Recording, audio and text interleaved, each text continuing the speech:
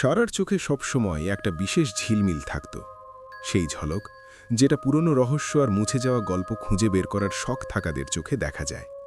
তার ঘরটা সাধারণ একটা কিশোরীর রুমের চেয়ে অনেকটা ছোট একটা মিউজিয়ামের মতো লাগত, যেখানে পুরনো বই, মরিচা ধরে যাওয়া কয়েন আর ধুলো জমা পড়া মানচিত্র ছড়িয়ে ছিটিয়েছিল।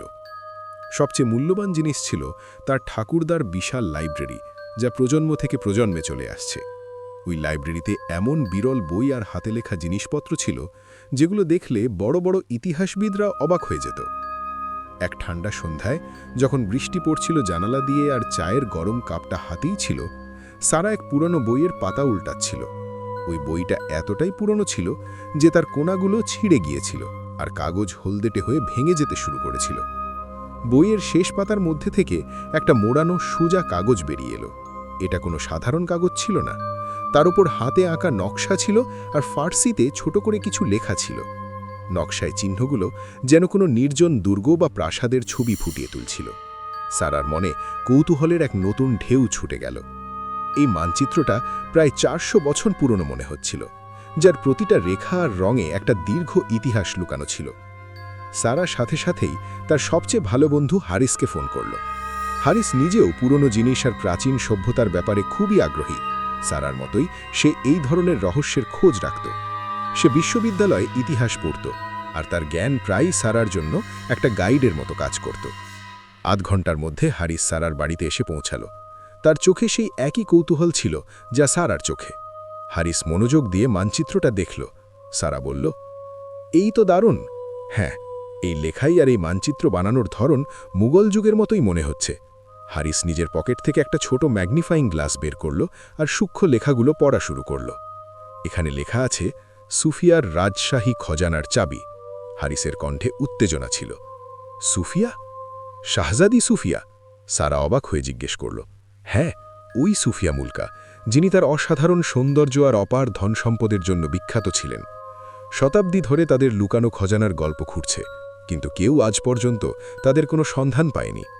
মানচিত্রে একটা দুর্গের ছবি আঁকা ছিল, যার চারপাশে একটা পুরনো জঙ্গল আর একটা শুষ্ক নদী দেখা যাচ্ছে। তার নিচে ফার্সিতে একটা ছোট্ট শহরের নাম লেখা ছিল। যেখানে সূর্যের প্রথম কিরণ পড়বে, সেখানেই রাজাদের দরজা খুলে যাবে। এটা একটা ধাঁধা ছিল, আর সারা আর হারিস জানত যে তাদের যাত্রা সহজ হবে না। তারা অনেক রাত এই মানচিত্রটা বুঝতে ব্যয় করেছে। তারা মুঘল ইতিহাসের বই খতিয়ে দেখেছে, পুরনো ভ্রমণ কাহিনী পড়েছে এবং সিন্ধুর আশেপাশের সেই এলাকাগুলো খুঁজেছে যেখানে মুঘল যুগের কেল্লা আর মহল্লা ছিল। শেষ পর্যন্ত তারা সিন্ধুর সেহরাই অঞ্চলে একটা কেল্লার মতো ধ্বংসাবশেষের তথ্য পেয়েছে, যাকে স্থানীয়রা জিনাদের দুর্গ বলে ডাকা হতো। এই দুর্গ তার জটিল রহস্যময় গল্পগুলো নিয়ে বেশ বিখ্যাত ছিল। সবাই বলতো এখানে ভূত প্রেত থাকে, আর যে কেউ ভিতরে ঢোকে সে রাস্তা ভুলে যায়। সারা আর হারিস ঠিক করল তাদের দুটো মনের আগুনকে শুরু করার। তাদের কাছে ছিল টর্চ, পানি বোতল, কিছু শুকনো ফল আর সবচেয়ে গুরুত্বপূর্ণ 400 বছর পুরানো একটা মানচিত্র। এক সুন্দর সকালে তারা সিন্ধের উদ্দেশ্যে রওনা দিল। শহর থেকে বেরিয়ে পড়ে তাদের যেতে হলো এক কাঁচা আর ঝামেলাপূর্ণ রাস্তা দিয়ে। মরুভূমির তপ্ত রোদ আর বালুর ঝড় তাদের পথে বাধা হয়ে দাঁড়িয়েছিল। গাড়ি যতদূর যেতে পারত তারা চলে গেল, আর তারপর বাকি রাস্তা পায়ে হেঁটে পার করতে হলো। মেলাগুলো পর্যন্ত ছড়িয়ে থাকা বালুর টিলা, জলাময় পাথর আর কাঁটা ঝোপঝাড় তাদের সাহসের পরীক্ষা নিচ্ছিল। অনেকবার তারা পথ ভুলে গেল, কিন্তু প্রতিবারই মানচিত্রের সাহায্যে সঠিক দিক চিনে নিল। রাতের বেলা মরুভূমির কাঁটা ঘরানো হাওয়া তাদের হাড় পর্যন্ত ঠান্ডা করে দিত, আর তারা শুধু তারার আলোয় পথ চলতে বাধ্য ছিল। যখন তারা দুর্গের কাছে পৌঁছল, তখন একটা অদ্ভুত নীরবতা তাদের ঘিরে ফেলল। উঁচু ভাঙা দরজা আর পড়ে যাওয়া দেয়ালগুলো অতীতের গৌরবের শোকবাণী বয়ে আনছিল। বাতাসে মাটির গন্ধ আর আর্দ্রতার গন্ধ ছড়িয়েছিল, আর কিছু পাখির চিৎকার এই নীরবতা ভেঙে দিচ্ছিল। দুর্গের ভেতরে ঢুকতেই তাদের সামনে একটা বড় সন দেখা গেল, যা ঝোপঝাড় আর বন্য গাছপালায় ভর্তি ছিল। মানচিত্রে থাকা চিহ্ন আর সূর্যের প্রথম আলোর ধাঁধা সমাধান করার জন্য তারা দুর্গের পূর্ব দিকে এমন একটা জায়গা পেল যেখানে সকালের প্রথম রশ্মি সরাসরি পড়ত। সেখানে একটা পুরনো পাথরের স্তূপ ছিল, যার ওপর কিছু অসম্পূর্ণ মানচিত্র আঁকা ছিল। সারা মনোযোগ দিয়ে দেখল আর বুঝতে পারল যে এগুলো আসলে একটা ধাঁধার অংশ। হারিস তার তারিখের তথ্য নিয়ে ব্যবহার করে বললেন যে এই মানচিত্রটা মুঘল যুগের একটা বিশেষ ধাঁচের লেখা, যা শুধু রাজ পরিবারের লোকরাই বুঝতে পারত। অনেকক্ষণ চেষ্টার পর তারা সিলিন্ডারের নিচে একটা ছোট ফাটল দেখতে পেল। ওই ফাটলের মধ্যে একটা পাথরের টুকরো ছিল, যা মানচিত্রে থাকা একটা চিহ্নের মতোই ছিল। যেদিন তারা ওই পাথরটা সরালো, ধীরে ধীরে একটা গোপন দরজা খুলতে শুরু করল। সেটা একটা সংকীর্ণ আর অন্ধকার সুড়ঙ্গ ছিল, যা মাটির নিচে গভীরে চলে যাচ্ছিল। সুড়ঙ্গে বাতাসের অভাব ছিল, আর মাটির গন্ধ খুব তীব্র। একটু দূর এগোবার পর সুড়ঙ্গটা একটা বড় জায়গার মধ্যে খুলে যায়। ওই ঘরটা অনেক বড় ছিল, কিন্তু সেখানে কোনো ধন সম্পদ ছিল না। তার বদলে ঘরের মাঝখানে একটা পুরনো কুঁয়ো ছিল, আর তার দেয়ালে মসজিদের মানচিত্র আর ছবি আঁকা ছিল। হয়তো এটা আসল ধনের কাছে পৌঁছনোর একটা ধাপ মাত্র। হারিস বলল, মানচিত্রে মালকা সুফিয়ার রাস্তা লেখা ছিল। হয়তো এটা তার সঙ্গে সম্পর্কিত। তারা দেয়ালে থাকা মানচিত্রগুলো ভালো করে দেখল। এক মানচিত্রে একজন নারী কুঁয়ো থেকে পানি তুলছে, আর তার পেছনে একটা ছোট দরজা দেখা যাচ্ছে। এটা আরেকটা ধাঁধা ছিল। তারা কুয়োটা পরীক্ষা করল, যা খালি ছিল, আর তেমন কোনো পানি ছিল না। কিন্তু কুয়োর নিচে একটা ছোট্ট পাথরের মাচা ছিল, যার উপর কিছু লেখা ছিল। সারা তার টর্চের আলোয় পড়ল।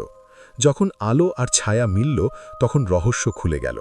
তারা বুঝল এটা সূর্যের রশ্মি নিয়ে একটা ধাঁধার দ্বিতীয় অংশ। তারা কুয়োর ভিতরে দেখল, আর একটা ছোট জায়গা পেল, যেখানে সূর্যের আলো একটা নির্দিষ্ট কোণ থেকে পড়ে, আর সেখানে একটা ছায়া পড়ে। যেই মুহূর্তে ছায়া আর আলো একটা বিশেষ জায়গায় মিলল, কুয়োর নিচে আরেকটা গোপন রাস্তা খুলে গেল। ওই রাস্তা আগের থেকেও টাইট আর অন্ধকার ছিল। ওই সুড়ঙ্গের মধ্যে বিষাক্ত কীটপতঙ্গ আর চিমগাদড় ছিল, আর প্রতিটি পদক্ষেপে ফিসলে যাওয়ার সম্ভাবনা ছিল। তাদের অনেকবার পাথর থেকে বাঁচতে হয়েছিল, যা ওপর থেকে পড়ছিল। এই সুড়ঙ্গ পার হয়ে তারা আরেকটি কক্ষে পৌঁছল, যা আগের কক্ষ থেকে ছোট ছিল, কিন্তু এখানে বাতাস কিছুটা তাজা ছিল। কক্ষের মাঝখানে একটা বড় কাঠের সিন্দুক রাখা ছিল, যার ওপর মুঘল দূরের সুন্দর খোদাই করা ছিল। সিন্দুকের ওপর জং ধরে আলগা তালা লাগানো ছিল, যা শতাব্দী ধরে বন্ধ ছিল। সাহারা আর হারিসের হৃৎস্পন্দন দ্রুত হয়ে গেল। এটাই সেই মুহূর্ত যার তারা অপেক্ষা করছিল। তারা তাদের যন্ত্রপাতি ব্যবহার করে অনেক কষ্টে তালা ভেঙে দিল। ঠিক তখনই সন্দুকের ঢাকনা খুলতেই পুরো ঘর দুলে উঠল মূল্যবান রত্ন, সোনার কয়েন আর রূপার বাসনের ঝলকানিতে। এটা সত্যিই ছিল শাহজিদি সুফিয়ার খজানা। হিরে, যমুনা, ইয়াকুত আর সোনার গহনা, যেখানে মুঘল ফনকারীর অসাধারণ ছোঁয়া ছিল, দুজনেরই চোখ আটকে গেল। কিছু পুরনো হাতে লেখা কাগজপত্র আর একটা ছোট তলোয়ারও ছিল, যার ওপর সুফিয়া লেখা ছিল। তারা এত সম্পদ দেখে বিস্ময়ে মজে গেল। তাদের বছরের পর বছর কষ্ট আর খোঁজ অবশেষে সফল হয়েছে। কিন্তু তাদের অ্যাডভেঞ্চার এখানেই শেষ নয়। খজানাটা স্পর্শ করতেই ঘরটার দরজাগুলো নিজে নিজে বন্ধ হয়ে গেল, আর একটা ভয়ঙ্কর গর্জনের সঙ্গে ছাদের থেকে বালি আর পানি দ্রুত পড়তে শুরু করল। ঘরটা দ্রুত পানি দিয়ে ভর্তি হতে লাগল, আর বাতাসে একটা অদ্ভুত গন্ধ ছড়ালো, যা শ্বাস নিতে কঠিন করে দিচ্ছিল। তারা বুঝতে পারল যে তারা কোনো জালে ফেসে গেছে, আর বাইরে বেরোনোর জন্য তাদের কাছে খুব কম সময় বাকি। সারা দ্রুত মানচিত্রটা আবার বের করল। সে দেখল মানচিত্রের পেছনের দিকে আরও কিছু গোপন চিহ্ন ছিল। হারিস এই চিহ্নগুলোর পরীক্ষা করল আর বলল যে এগুলো ঘর থেকে বেরোনোর একটা গোপন রাস্তা দেখাচ্ছে। মানচিত্রে একটা শুল দেখা যাচ্ছিল, যা একটা পাথরের টুকরোর দিকে ইঙ্গিত করছিল। তারা ঘরের দেয়ালগুলো খুঁটিয়ে দেখল, আর একটা পাথর চেপে দিল, যা মানচিত্রের দাগের সাথে মিলে যাচ্ছিল। যেভাবে পাথরটা চেপে তারা একটা ছোট্ট সুড়ঙ্গ খুঁজে পেয়েছিল, যা একটা সরু ঢালু পথের দিকে যাচ্ছিল। ওই পথটা খুবই বিপজ্জনক ছিল। পাথরগুলো ফিসফিস করছিল, আর নিচে একটা গভীর ভাঁজ ছিল। পথে ধারালো বাধা ছিল, আর কিছু জায়গায় পানি জমে থাকার কারণে ফিসলনের সম্ভাবনা আরও বেড়ে গিয়েছিল। তারা সাবধানে একে অপরের হাত ধরল আর নিচে নামতে শুরু করল। সুড়ঙ্গের মাঝখানে একটা জায়গায় পৌঁছল, যেখানে রাস্তা পুরোপুরি বন্ধ হয়ে গেছে। একটা বিশাল পাথর রাস্তার মাঝে পড়ে আছে, যেটা সরানো অসম্ভব মনে হচ্ছিল। হারিস আবার ম্যাপটা দেখল, আর চোখে পড়ল পাথরের ওপর একটা বিশেষ চিহ্ন। ম্যাপে এই চিহ্নটার কথা লেখা ছিল। যেই পাথরের ওপর চিহ্ন থাকবে তাকে জোরে ঠেলা দিতে হবে। সে তার সব শক্তি দিয়ে সেই চিহ্ন বলা পাথরটাকে ঠেলা দিল। একদম বড় শব্দ করে পাথরটা একপাশে সরল, আর রাস্তা খুলে গেল। কিন্তু সঙ্গে সঙ্গেই সুড়ঙ্গের কিছু অংশ ভেঙে পড়ল। তাদের দ্রুত এগোতে হলো, কারণ সুড়ঙ্গ আরও ভেঙে পড়ার ঝুঁকি ছিল। একটু সামনে হেঁটে যেতে যেতে ওদের আরেকটা বাধার মুখোমুখি হতে হলো। সুড়ঙ্গের মাটিতে হঠাৎ অনেক ধারালো ব্লেড বের হয়ে এলো, যা ওপর নিচে চলছিল। এটা একটা পুরনো রক্ষা ব্যবস্থা ছিল, যা ধন সম্পদ রক্ষার জন্য তৈরি করা হয়েছিল। সারা আর হারিসকে খুব সাবধানতার সাথে এই ব্লেডগুলোর মাঝ দিয়ে যেতে হয়েছিল। প্রতিটি পদে মৃত্যুর ঝুঁকি ছিল। ওদের নিজেদের গতি আর সময়ের ব্যাপারে বিশেষ খেয়াল রাখতে হয়েছিল। তারপর সুড়ঙ্গটা একটা গোলক ধাঁধায় পরিণত হলো, যেখানে অনেক পথ একদম একই রকম দেখাতো, আর প্রতিটা ভুল মোড় এক গভীর গর্তে বা একটি বন্ধ দেয়ালের দিকে নিয়ে যেত। নকশায় থাকা সূক্ষ্ম রেখা আর চিহ্নগুলোকে বুঝতে তাদের পুরো বুদ্ধি খাটাতে হয়েছে। অনেকবার তারা হারিয়ে গিয়েছিল, কিন্তু প্রতিবারই একে অন্যের সাহায্যে ঠিক পথে ফিরে এসেছিল। অবশেষে তারা সেই গোলকধাঁধা থেকে বেরিয়ে এসে আরেকটা সংকীর্ণ সুড়ঙ্গের মধ্যে ঢুকল, যা ওপরের দিকে উঠছিল। ওই সুড়ঙ্গটা অনেক ফিসলন এবং বিভিন্ন জায়গা থেকে পাথর পড়ছিল। তাদের পাথর থেকে বাঁচতে বাঁচতে ওপরে উঠতে হয়েছিল। শেষ বাধাটা একটা বড় জং ধরা লোহার গাছের দরজা ছিল, যা ওই অংশের শেষ প্রান্তে ছিল। মানচিত্রে ওই দরজার ব্যাপারে কোনো বিশেষ ইঙ্গিত ছিল না। হারিস দরজাটার অবস্থা দেখল, আর সেটাকে একটু ছিদ্র দেখা গেল, যেখানে একটা পুরনো চাবি ফিট হতে পারত। সারার মনে পড়ল যে ধনকুটোতে একটা ছোট্ট তলোয়ার আর একটা অদ্ভুত পুরনো চাবি ছিল।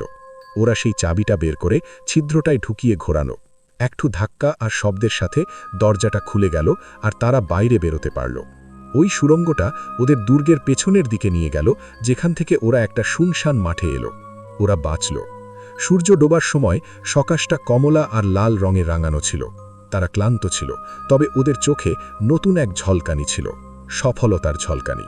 সারা আর হারিস ঠিক করল যে ওটা খজানা সরকারকে দিয়ে দেবে। ওর মনে হতো যে এই খজানা শুধু টাকা পয়সা নয়, বরং মুঘল যুগের একটা দামি স্মারক, যা জাতীয় ঐতিহ্য হিসেবে সংরক্ষণ করা উচিত।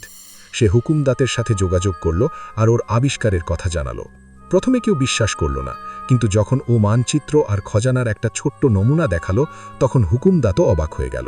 খজানা আবিষ্কারের খবর খুব দ্রুত ছড়িয়ে পড়ল। সারা আর হারিস রাতারাতি হিরো হয়ে গেল। মিডিয়া তাদের ঘিরে ফেলল, আর তাদের গল্প তখন সবার মুখে মুখে ছিল। রাজতন্ত্র সেই খজানা নিরাপদে রেখে দিয়েছিল, আর এক নতুন অদ্ভুত বাড়িতে প্রদর্শনের জন্য সাজিয়ে দিয়েছিল, যেখানে লাখ লাখ মানুষ দেখতে আসে। এই বাক্য সারা আর হারিসের জীবন চিরতরে বদলে দিয়েছিল। তারা আর শুধু ইতিহাসের ছাত্র ছিল না, তারা এর রক্ষক হয়ে উঠেছিল। তারা তাদের অ্যাডভেঞ্চার দিয়ে প্রমাণ করেছিল যে খোঁজ, পরিশ্রম আর সত্যের সন্ধানে সব সমস্যাই জয় করা যায়। মোঘল প্রাসাদের সেই খজানা অবশেষে মিলেছিল, আর সেই সঙ্গে সারা আর হারিসের এক নতুন গল্প শুরু হয়েছিল। এমন এক গল্প যা আসন্ন প্রজন্মের জন্য প্রেরণা হিসেবে কাজ করবে। যদি এই ভিডিওটা আপনার ভালো লাগে, তাহলে অবশ্যই লাইক দিন আর চ্যানেলটা সাবস্ক্রাইব করতে ভুলবেন না। সাথে সাথে বেল আইকনটাও চাপিয়ে রাখবেন।